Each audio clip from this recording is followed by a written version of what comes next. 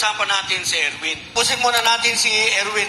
Erwin, sabi nung unang testimony, nakatanggap ng delivery, unang delivery, 2 maleta. Pagkatapos, 4 na maleta. Ito bang kinikwento mo, yun na yun? Sir, yung sa akin po, sir, iba pa po yun, sir. Iba pa? Okay. Yes po, sir. Sige. Kailan nangyari yan sinasabi mo? During po ito, sir, ng before senator election, sir. Senador na siya, hindi pa? Hindi pa, sir, hindi pa, sir. Congressman pa lang siya. Yes po, sir. Bago mag-eleksyon o during the time na nasagsagan na? Sir, bago po mag-election, sir. Bago mag-eleksyon? Yes, okay. po, sir. Matandaan mo gaano katagal bago mag-eleksyon? Hindi ko na po matandaan, sir. Hindi mo matandaan. Okay, it's okay. Saan ulit nangyari yan? Doon po yan, sir, nangyari, sir, sa Mario's Restaurant, sir, sa Tomas Morato, Timog QC, sir. Tomas Morato, bahay niya, opisina niya?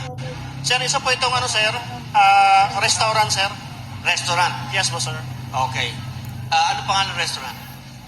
Marios po, sir, Marios. Sa Marios. Yes Okay. po, sir. Sige. Sino-sino yung mga nandun sa Marios na matandaan mo? Kasama niya, for example, kasama mo. Sino-sino yung mga nandun?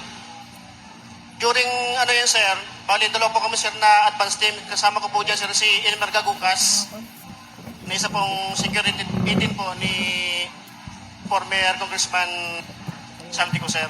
Ano ang dineliver nyo kay Erwin? Yun po, sir, yung pagdating po siya ng tropa niyan, sir, doon po yan sir nakasakay doon sa sasakyan ni Henry Robina, yung Eco Alpha Gold 462, sir, na yung armored car, sir. Bali, sir, doon po naganap yung transaction niya, sir, doon sa parking sa labas po ng establishment, sir.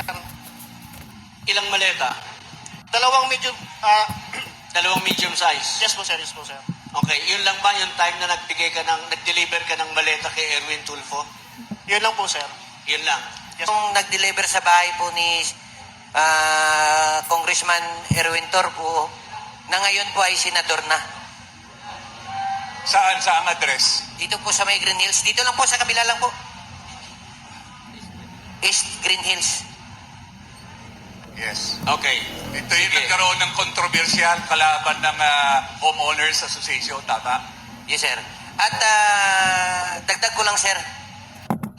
Dito po sa Green Hills, hindi ka po dyan makakapasok kung walang dun sa loob, mag-approve. Okay.